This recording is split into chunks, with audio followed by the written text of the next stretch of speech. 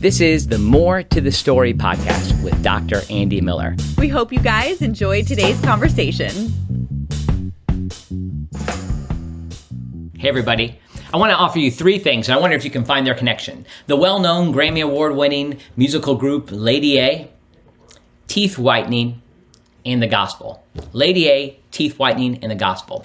All three of those things are things that we cover on today's More to the Story podcast. And there is a connection between these things. And that comes from my friend, Dr. Van Haywood. Now, I'm not going to spoil it all for you, but he's somebody who had a significant role to play in teeth whitening, not just in America, but all across the country. And he has a significant role to play in this group you might know of as Lady A. Then finally, the gospel is something that has entirely shaped his life. And I think you're going to find his story fascinating. Just hang on. Like it's almost hard to believe what happens in Van's life. But God has done a miraculous thing through him in helping him discover some things that have benefited people all over the world. He was the one to first write the first academic paper on teeth whitening and be able to verify that it's something that could work. And I'll let you hear the other connections of how God was at work in his life.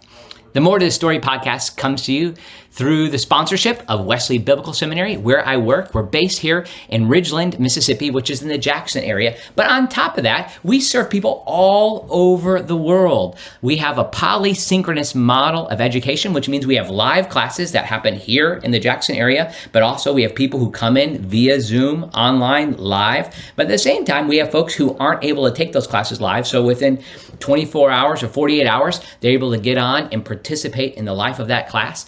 So we can come to you. God has made it possible for us to septuple our size in the last 4 years. Just this semester, we have more than 500 students participating in the life of the seminary who are going deeper in their faith, particularly people who serve as leaders in their church and, of course, pastors as well. So we offer degrees like Masters of Arts in all kinds of areas like apologetics, in theology and biblical studies, Masters of Divinities with specific specializations, Doctorate of Ministries, and we have a Bachelor's in Pastoral Ministry.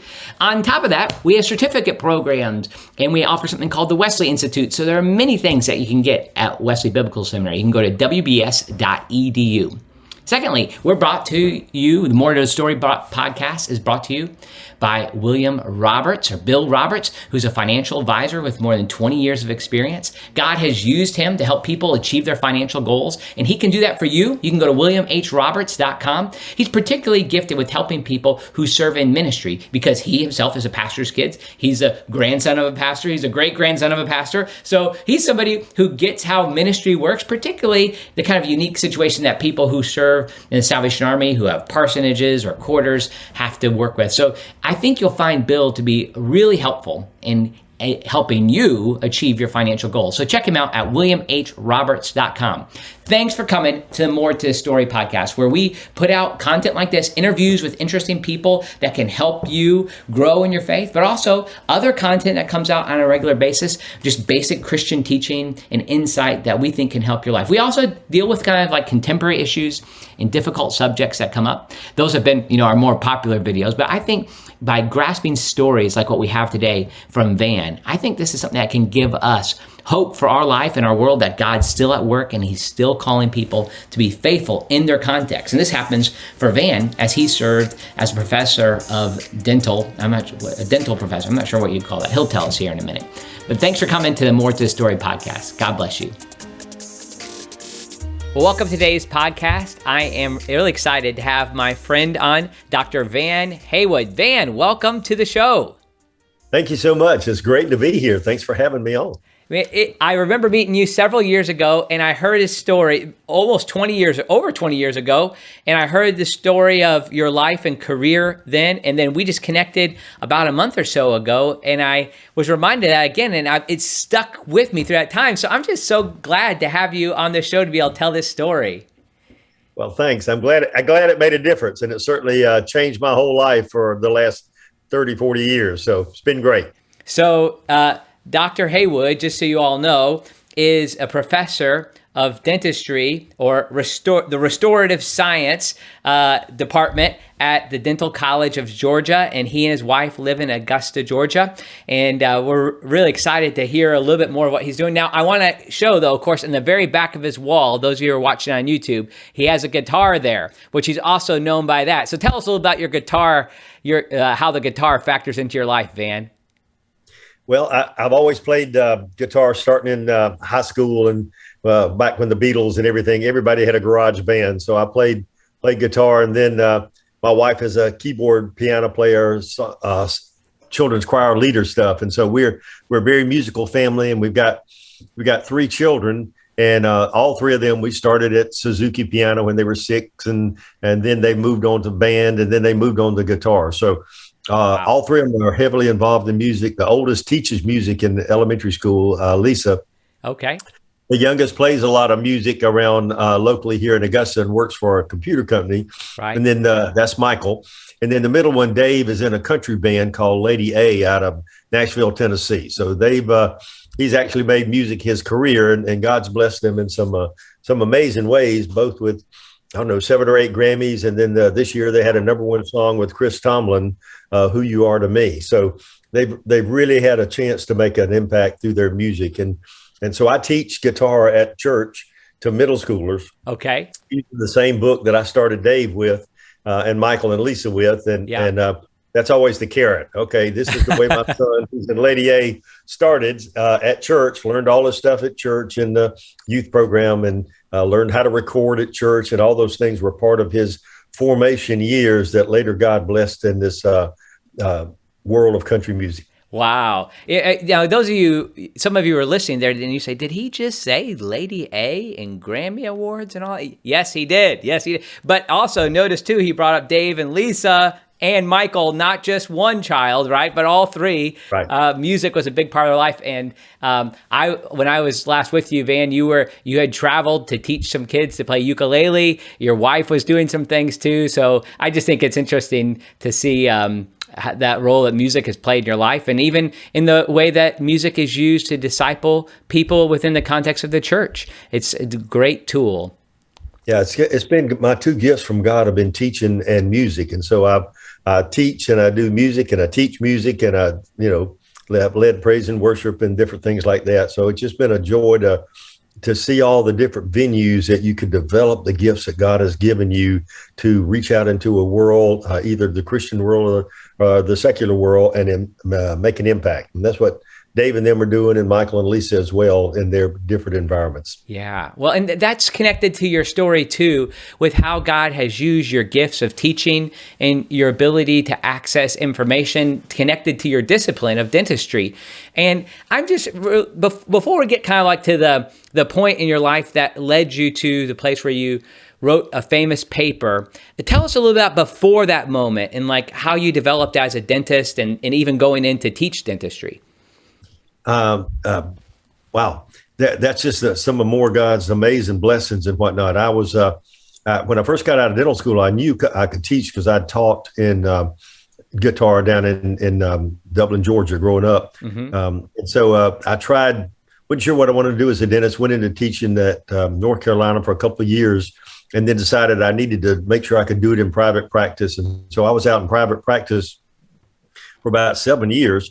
And it was during that time I went through a divorce and came to the realization that I couldn't plan my life and run it, and that Jesus had a better idea. And so I surrendered my life to Christ back in 1978, and then just watched God guide me through my meeting and marrying a wonderful, godly woman, Angie, and just learning all kind of things. And then I kind of reached a point where, okay, I'm not fulfilled with what's going on with private practice dentistry.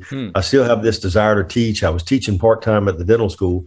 So I felt God calling me into teaching. I was reading a book, Your Job, Survival and Satisfaction by the Whites. And I realized that although I was good at private practice, that was not fulfilling the gifts that God had given me. So I thought, well, I'm in Augusta, Georgia, and practice. I'll just go to the dental school here and start teaching. And they had 0 jobs available. And so it's like, okay, if God's calling me to teach, I got to be willing to go where he says go. So I got my resume out, cranked it up, sent it to several places. And one of the first places was North Carolina, Chapel Hill, which was at that time, it still is one of the best dental schools in the country. And they said, well, we got a couple of jobs open, but we've already closed the interview process, but send your resume anyway. And so I sent it on up. And about a week later, they called me and said, hey, we declined one of the guys. The other guy declined us. So why don't you come up for an interview? So I flew up there for an interview. My wife crying all the time because we were real active in our local church and had all these kind of things. It's like, okay, wherever God sends us, I guess we will go. And it turns out most of the people I interviewed with were the people I had taught 10 years ago. Okay. When I'd been up there teaching. And so they came back and said, well, we'll give some consideration. And so Angie and I tried to figure what would it take. We had 2 small children at that time. What would it take for us to leave private practice and make ends meet, on an academic salary, which, as you know, is not in the same league as being in private practice and stuff. And so we kind of came up with what that number was. And about a week later, they called us up and said, okay, everybody wants you to come, but I'm sorry, the only thing we can offer you is this amount. And it was the same number we had written down on the paper that we decided we needed to be able to make ends meet. And while we were up there, a young dentist next door to me called up and said, hey, you don't usually leave your office, but if you're thinking of going into teaching, I want the first option to buy it. So he and I wound up coming to agreements on that. He was practicing next door. And so from the time I felt God calling me to teach till the time I walked out the back door with a job in UNC Chapel Hill and gave the keys to this young dentist was exactly 1 month. Wow. Which, you know much about academics, that's usually a 6 months to a year process. Sure. So we just went from ground zero in private practice to ground zero in academics up in UNC Chapel Hill. So it was an amazing blessing. Amazing. Yeah, exactly. The process, just so people know, like we're in the process of trying to get people on board so that they could be here for September next year right now. And we're in September. So that's just how that works. It's like a very slow process where you have shared governance and faculty have to have buy-in. So that is amazing how that happened. So eventually, though, you were able to move back to Augusta. Yeah, after we'd been there 10 more years. So we had our third son, Michael, up in Chapel Hill, had a wonderful church up there, Orange United Methodist Church. And but after about 10 years, we realized that the town was far too liberal for where we wanted to raise our children. We had a great church, but the other thing is the university overshadows high school. So we didn't want our kids to miss the high school experience by the fact that they could go see Michael Jordan play basketball down at UNC. And that's kind of different because he was up there at the time. Yeah.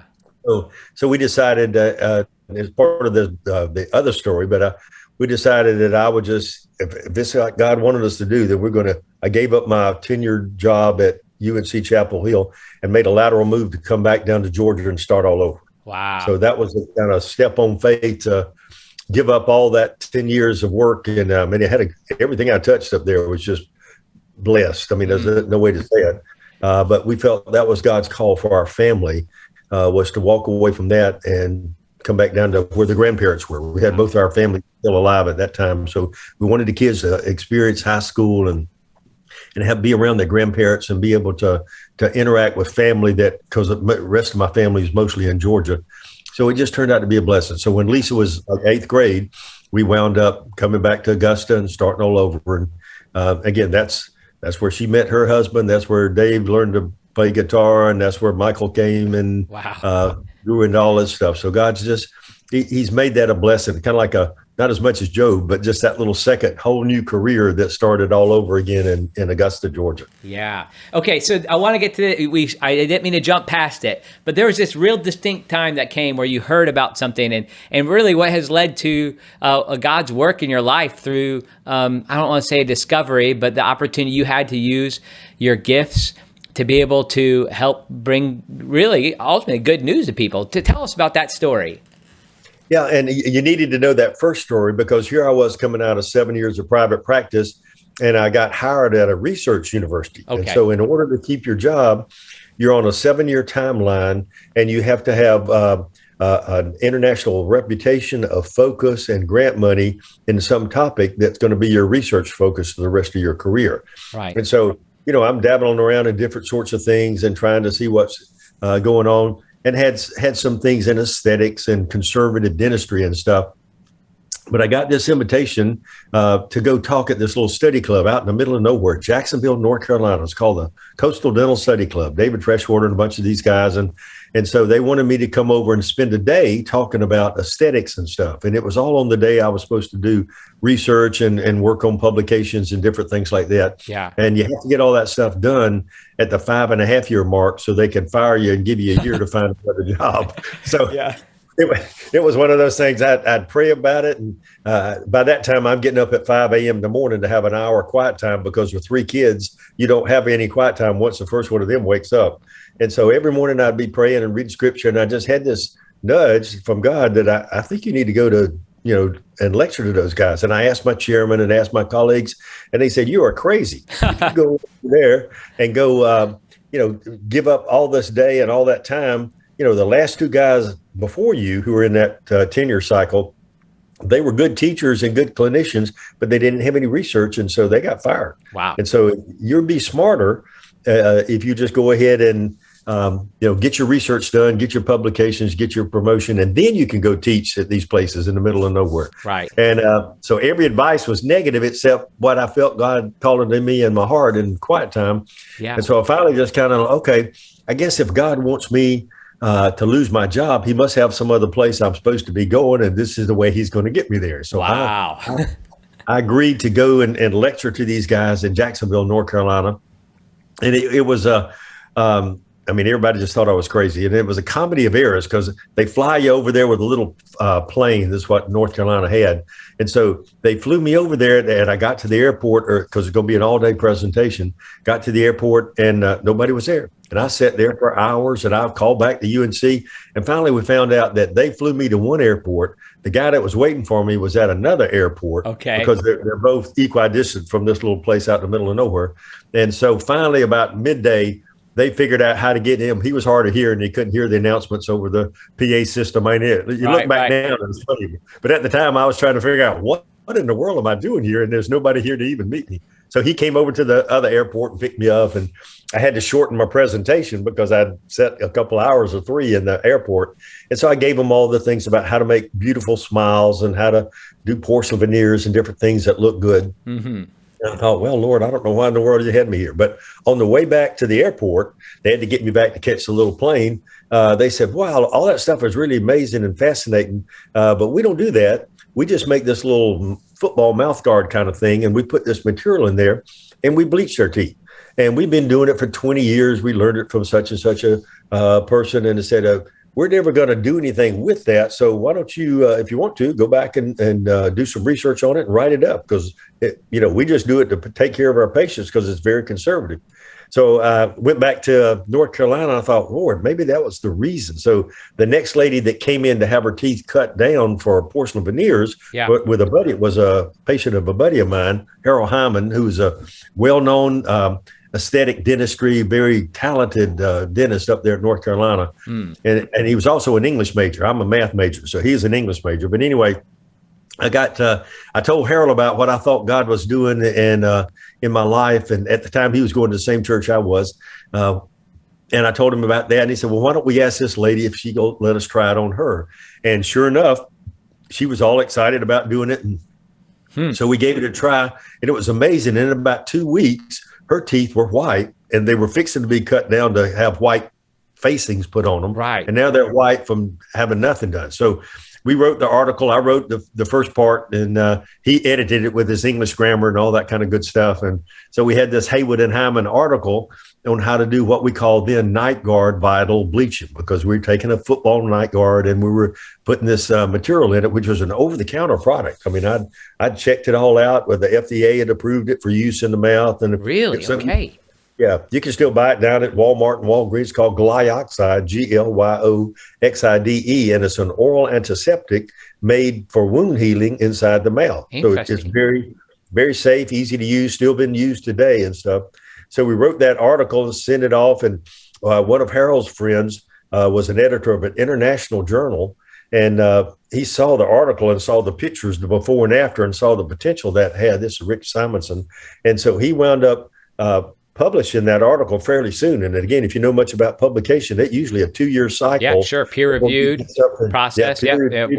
whole bit like that. So here we had Quintessence International Journal, and it went through the review process very rapidly, and got put on the front page of that journal and got published. Wow. Back in 1989. So we had the first article in the world on how to do tray bleaching with the before and after and the instructions and stuff.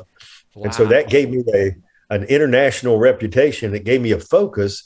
And then I got a call from one of these companies that made a similar product. And they said, listen, we saw that article. We haven't got time for you to go through the grant process and submit anything. Can we just send you $10,000, no strings attached, for you to continue your research on tray bleaching? Wow. So all of a sudden, I'm sitting here with an international journal written with another very competent dentist and a very good journal, got to focus on research, and I have $10,000 to do whatever I wanted to. So we started all the research and did some of the major first publications up there at North Carolina. So much so that, gosh, I've got over 145 articles now that started out from that particular area. Let me press pause. Oh, this is amazing. I just hope people, when you're hearing this, that you realize what Dr. Haywood is talking about. I mean, this is the process in 1989 of teeth whitening. I mean, this would using bleach. Now, let me just back up. This all happened, right? And you were riding back in a somewhat remote location in a car, and somebody just said, hey, there's this. You want to give it a try? I mean, is that really what happened? That's I can remember. I'm sitting in the back seat of the car, and I'm just thinking you pray without ceasing, like Paul talks about. And it's like, Lord, is this why you brought me here? Because this is at the end of that long day of all the problems and all that kind of stuff. And at the end of that day, it's like, is this what it was all about? I need to pursue this. It's that little nudging, that little quickening of your spirit that says, this is where I want you to go. This is the door I want you to go through. And so again, it just went back and it worked out beautifully. And so we introduced making the little trays that go over your teeth. And I don't have a patent on it. Harold and I were just writing something. We both needed articles, and we, to share with our peers, because it was so inexpensive. It didn't damage the teeth. It just had all these wonderful benefits that you kept the enamel that God had given you on your teeth, and you still had all the other options if it didn't work. But so we started, research projects. Don't have a patent because that's the joke. If I'd have made a patent on it, I'd be owning the lots of places in the world, because it's $1 billion a year industry in the U.S. alone. Wow. Just the teeth whitening. Just the teeth whitening, and it's worldwide. So when you're the first article in the world on that, then you get invited to a lot of places, and they pay for it. So here on an academic salary, I've been to over 30 countries and lectured on bleaching multiple times in these countries, and been to over 30 states. And where they're paying the whole bill, take my wife sometimes, whatever it tended to do. I mean, we got forced to go to Hawaii for a week to get an 18-month lecture. So, do you need an assistant? Another assistant? I'm sure I can help you out there a little bit. They need a lecture on William Booth or theology. There you go. So it's been a blessing to the family, because I could take them on a lot of these trips that I otherwise wouldn't have been able to afford. But it just been amazing. We wound up. There would be questions. I would be concerned. Okay, people are questioning: is this safe? Is this going to harm you and all this stuff? And I was telling one of my buddies in Chapel Hill, Chris Wolverton, at a Bible study, he said, man, I know God called this to come into life. I know this is what he wants me to do, but how do I find that out? And Chris said, well, I got a PhD in that kind of research. So we did a research project with him that I had no idea what the guy did professionally. We just in the same Bible study. And so we did a research project and showed how safe it was on animals, and did all the rat stuff and all that thing that I knew nothing about. Again, This is private practice dentist coming with zero research background and a math degree. This is not my area of expertise. It's just where God just opened this door and opened that door. And we had one guy that we did a research project where he bleached his teeth for 6 weeks and nothing happened. Mm-hmm. He was a pipe smoker. God kept a pipe, and his teeth were just really dark and tetracycline and stuff. And so he said, listen, ever since I started doing this project, your hygienist thinks I'm flossing my teeth, but I'm not flossing them, and I'm not going to, but this stuff keeps the plaque off my teeth. So if you don't mind, can I keep bleaching my teeth so she'll stay off my back about flossing? So we said, okay, you've been a good patient. We'll give you some more bleaching material. And then he came back on his 3-month recall, and lo and behold, his tetracycline, that's an antibiotic, that you give children a lot for ear infections and stuff, but it turns their teeth gray and brown and different colors. Lo and behold, his nicotine stains were removed and his tetracycline teeth were clean. So then we turned around and did the first article in the world on bleaching people's teeth for 6 months every night to get rid of tetracycline stains. And it works amazingly. So, and then we also did the first article about bleaching nicotine stains. You take somebody who's given up smoking, you know how dark the teeth are. Right. This stuff eliminates the nicotine stains. It's like being washed in the blood. There you go. Clean as a whistle, like you never did anything with it. So it's just been fun to see the doors God's open in terms of tetracycline staining. It has one side effect. And then, so we wound up doing a study on tooth sensitivity. You know, how do you take care of tooth sensitivity? And it turns out, again, one of those things you're just praying about it and asking God for guidance. And you read this article where this guy was using toothpaste in a tray for tooth sensitivity, not brushing with it, but putting it in a little tray. So we decided, well, if it worked for that kind of sensitivity, what about bleaching sensitivity? So we did the first article in the world on using actually Sensodyne toothpaste, Pronamel or 5% potassium nitrate in a tray. And in 10 to 30 minutes, about 95% of the people's teeth were not sensitive anymore.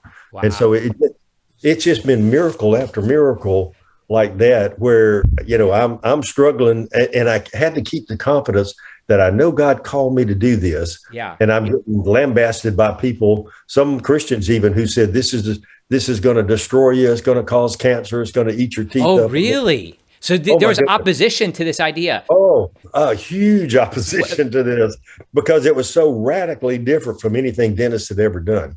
And so I'd write an article and somebody else would write a counterpoint article and stuff. Because bleach has a history. I'm sorry, I'm no scientist, but bleach has a history, and there's of being something that was, right? It's not necessarily a positive history always, right, of bleach.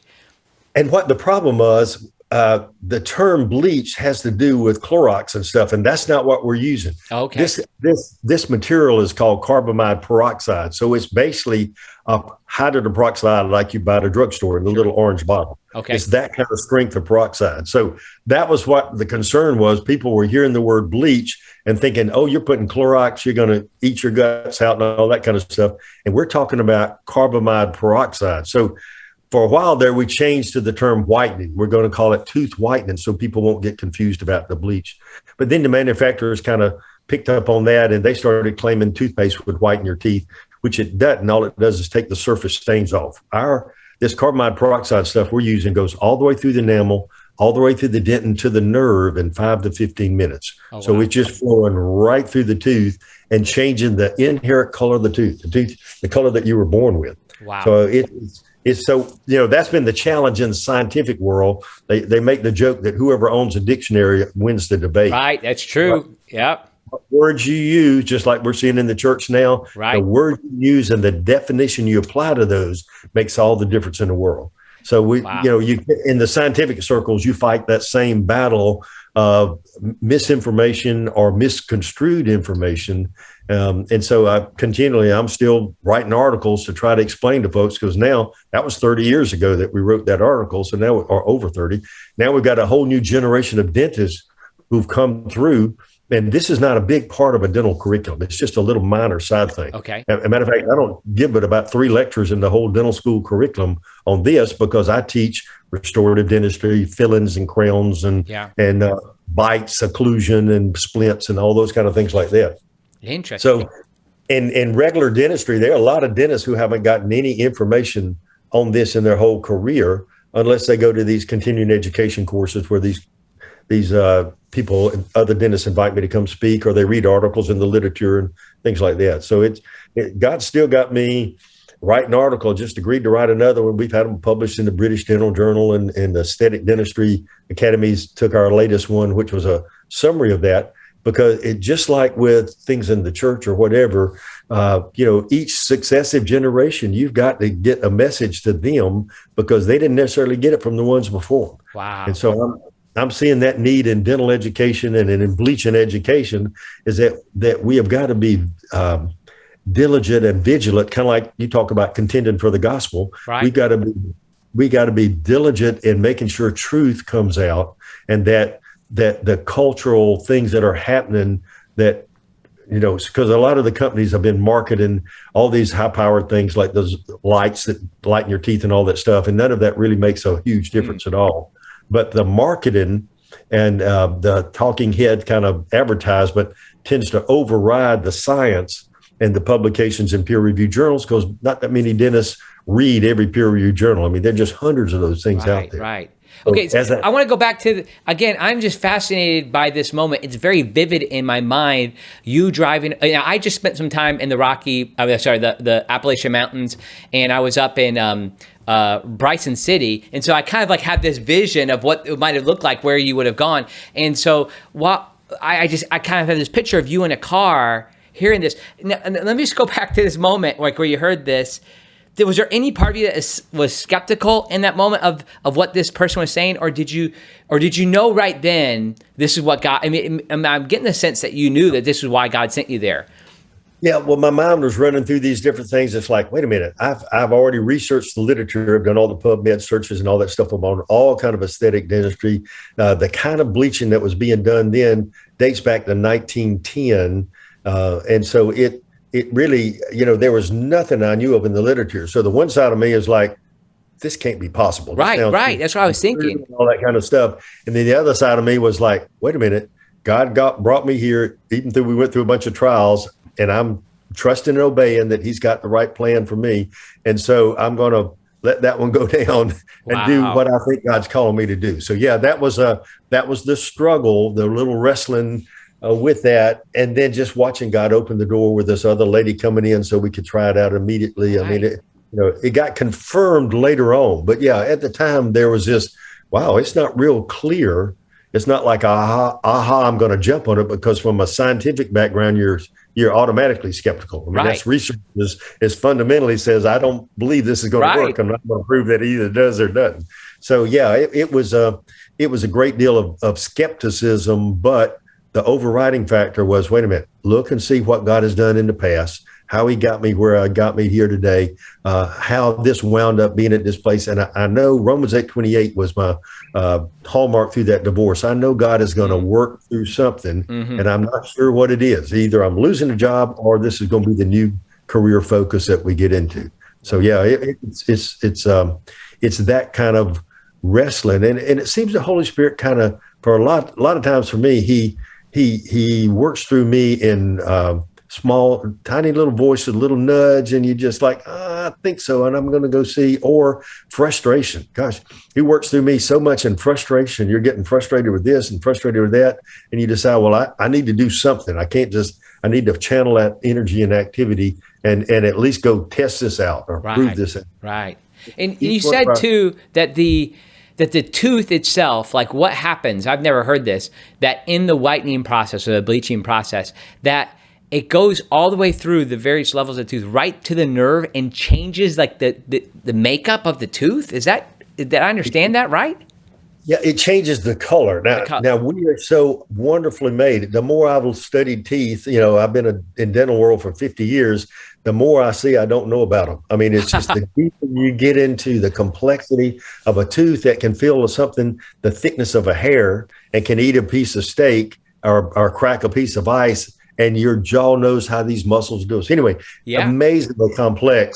And so we're going, the color of the tooth is not what's on the outside, it's what's on the inside, called dentin. And we don't know what gives a tooth its color. People will say, well, it's chromophores, it's this, but they don't physically have a thing that says, here it is, this is what gave the tooth the color. So all we could do is, we know we're changing the genetic color of the teeth. We're knowing we've gone inside, because I did some studies where we glued teeth to glass and watched the material go through it and timed it. And there's a lot of studies in other literature and whatnot. And so all we could figure out is that we know we're changing the color of the tooth because it's obvious, and we know we're not doing any harm. We tested to see how much damage you had for the external surface of the tooth and the internal surface of the tooth. Again, God just brought me some great dental students who are now dentists, Mike McCracken, and just different people that we did this research on, Jay McCaslin, just a lot of guys that God brought in so I could work with students and we could figure this stuff out. But our bodies, again, if you've been in medicine or dentistry very long, you start to realize we think we know a lot, but as soon as you run into a problem, you realize this is an amazingly complex organism that's so well designed, it's just unbelievable. So teeth are just like that. They actually have stem cells in teeth, but you have such proprioception because every time you swallow, your teeth come together and they tell your brain what's going on, and your brain tells you, what to do with your teeth. I mean, it's just fascinating whole profession to me. Yeah, absolutely. Each tooth has a special task that it's assigned to do, kind of like the body of Christ, and the little canines are their eye teeth, and they guide your jaw from side to side, but they can't chew the way these guys do. I mean, it's just each little guy in there is special and has this special function for how he's doing it. And the inside of the tooth is the same way. And then the brushing. I mean, remember, teeth are the most permanent thing in the body. Yeah, sure. I guess it's after a fire, people, that's what they use, right. Dental records, right? They use dental records because it's the last thing to go. I think in cremation, you actually have to grind up the teeth because they're not going to burn up unless you get super, super hot. So Here we got this most amazing thing that you use every day of your life. God's intended them to last a lifetime. I mean, that was the whole idea behind it. So it's just fascinating to see what that is. But in some ways, there's a lot of things in science we just don't know. I mean, sure. It's just beyond our capabilities at this point in time to even understand God's design and how he worked all this stuff out. So you get humble. The older you get, the more humbled you get. When you're young, you feel like you know it all. It's good. You keep going deeper and deeper and find out, man, this is just amazing. I love it. Now, I'll tell you one of the things that I've enjoyed lately. I used to have the whitening toothpaste, which I heard you say this doesn't work. Then I also now I'm using this toothpaste that has charcoal in it, and it feels really good. All right, go ahead. Oh, I see your face. I'm not in good shape. Go ahead and blow it out of the water. Yeah. Because it's like putting sandpaper in there. It's going to sand the enamel off your teeth. Oh no. And so, yeah. So we've written some articles on that, and the American Dental Association is coming out with a stance about how detrimental that is to your teeth. Oh no. And partly it makes it look. Sometimes it makes them look white because of the darkness that it puts all around them. It's kind of like if you had a dental missionary in Africa send me some pictures where. He's up in North Carolina now, but where the natives over there want white teeth, but they don't have the bleaching option. So what they do is tattoo their gums black. Oh. And their teeth look white. Contrast it. Oh my goodness. Yeah, pretty much all those toothpastes are, they're going to take off surface stains, but you don't have to have an abrasive one or you'll damage the enamel. So you got to think of brushing your teeth like washing your mama's china. You don't want to break it. You got to get it clean, but you don't have to do a whole thing. And that got us into a different sideline, because what we found out is that when people bleach their teeth, it took the plaque off, which is where you get tooth decay from, and not brushing and flossing. And so we have some other papers and stuff we did where some of these elderly people who are getting a lot of tooth decay because they're taking a lot of medicines, and it dries their mouth out, because God's magic bullet for the mouth is saliva. Okay. And when you don't have saliva, that buffers all the food and everything that's in your mouth and keeps it from being so acidic that it eats up your teeth. And so when people take the top 10 medicines in the United States, cause dry mouth and heart, all those things like that. So their mouth gets dry. And as they get older, because their mouth is dry, they have no saliva to neutralize the acid that's in the little plaque. And so they wind up getting lots of cavities on the roots of their teeth. And so what we found out is that wearing this bleaching tray, we use it to control the cavities by taking the plaque off the teeth. And I'm actually working right now. I don't have a good, clean, double-blind study. I've got 3 or 4 articles out there. One of them in the Journal of the American Dental Association that's well referenced if somebody wants to read about it. But we find this for elderly folks, like in nursing homes and places like that making a little tray that goes over their teeth, and then having them put the glyoxide, the over-the-counter stuff I talked about in there. Same thing. The same thing. Yeah. Wow. Yeah. And it's only got one bad side effect. When you do this, your teeth get white. So that's it's not for everybody, because if you got a crown in the front of your mouth and the rest of your teeth get white, you're going to have one little dark tooth and stuff. You talk about working with the senior citizens. My grandmother-in-law, you might know her, Mimi Key. We call her Sunshine. We call her Mimi, but she's Sunshine. Yeah, well. I remember when this was coming around, I got in that family in the mid-2000s, and at the time, they were talking about the strips, the whitening strips. And the promise on the marketing slogan was, it'll take 14 years off of your teeth. And she's like, well, that would put me at about 60. I'm not so interested in that.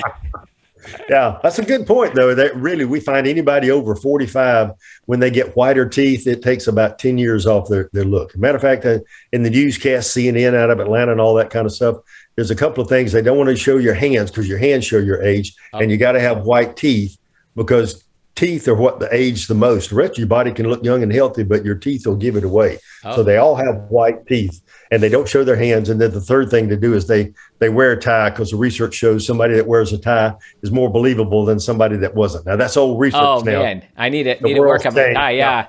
And go ahead. What was interesting on this is I traced it back to an orthodontist. Talking about guy, I thought, well, Lord, I can't take credit for inventing this. I don't have the brain power. I didn't do any research. I just got given the gift directly and freely, like grace. And so I traced it. I tried to figure out. So I asked the guys in Jacksonville, where did y'all learn it from? And they told me this guy and this guy. I traced it all the way back to a guy named Bill Kluschmeyer in 1960 something. He had a patient that was in an automobile accident, and he was an orthodontist. I talked to his family. He's passed away, but had a patient that was in the orthodontic positioner, which looks like these little trays, and she was in an automobile accident, and she got hit in the mouth with the steering wheel. So he was worried about her gums getting infected because they were all cut up and all that stuff. Right. So he took his little ortho positioner. He took that glyoxide, over-the-counter product, put it in the tray, had her put it in her mouth, and then sent her to the periodontist, the gum specialist. And when she got there about 2 weeks later, not only were her gums healed, but her teeth were white. Interesting. So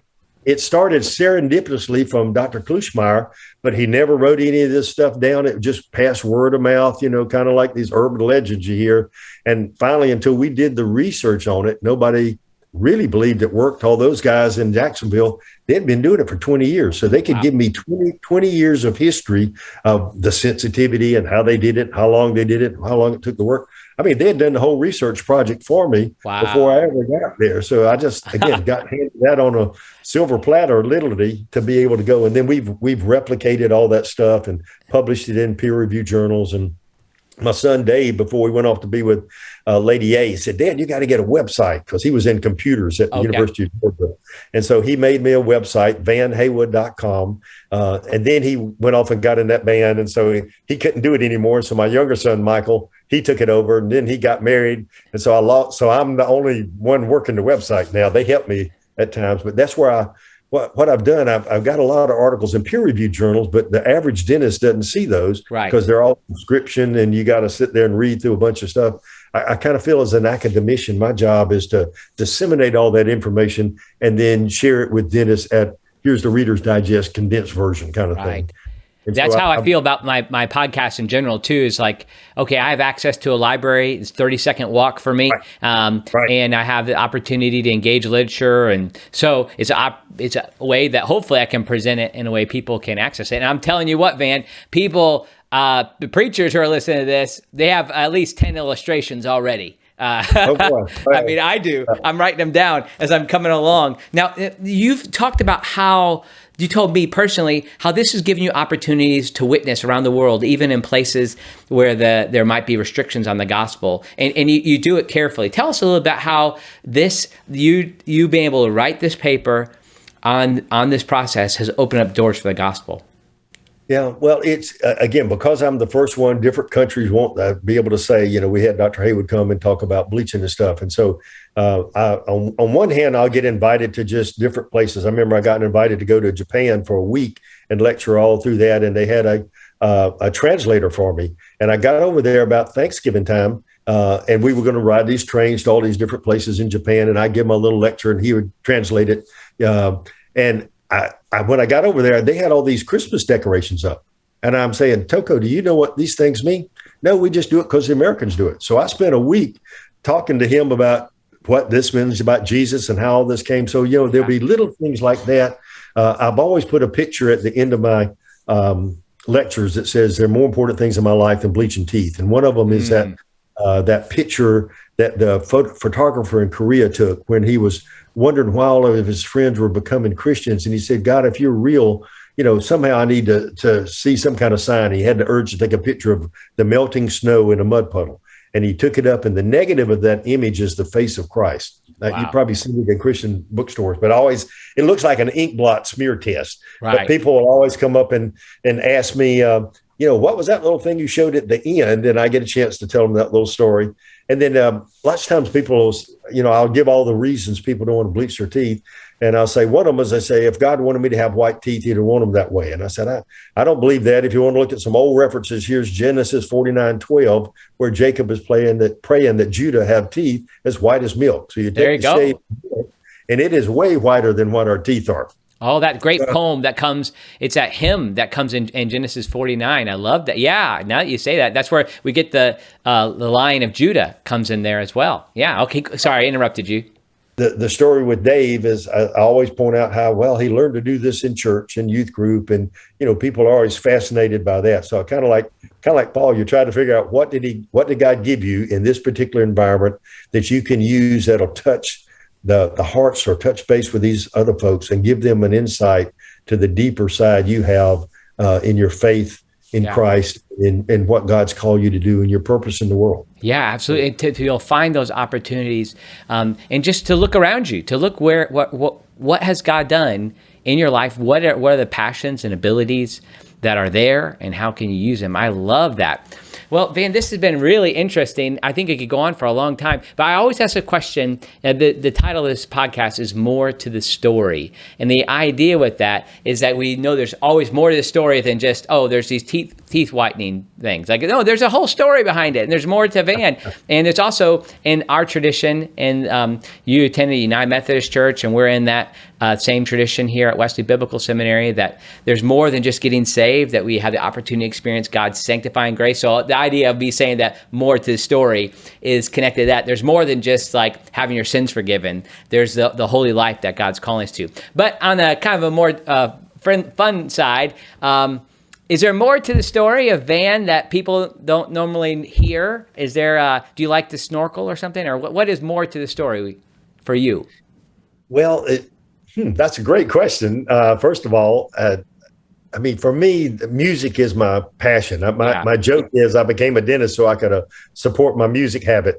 So I have to remind my wife when you find one of those guitars, because if you open that door behind me, there's a whole bunch of them in another room, that it's like black shoes, honey. You got to understand that there's never enough black shoes for you. There's never enough guitars. But, I think just the joy that music brings. I do a lot of little things. We have a Christian student group at our dental school, and we do music once a month and devotionals other times. But just getting people to think about, hey, did Jesus ever sing? And sure enough, he did. Before we went out to the Garden of Gethsemane, they sang a hymn. So it's just seeing how God uses music and the joy I have of doing music. That's kind of been my thing. I love dentistry and I love teaching music. I wrote a guitar book on learning to play guitar with Christian songs, which is available on lulu.com, but I give it away around here, just cheaper to get somebody else to print it than it is to print it at Kinko's and stuff. So I just kind of look for those kind of ways, but music is probably my more to the story. There it is.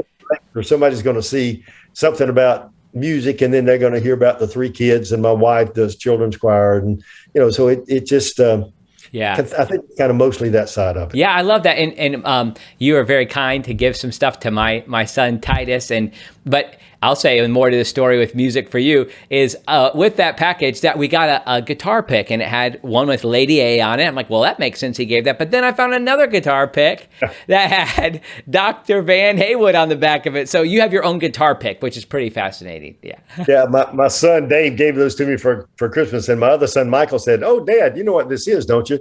This is a toothpick." Oh, anyway, on the back side of that, it's got a picture of a tooth, so that's why it's called it a toothpick. Oh, interesting. That's fun.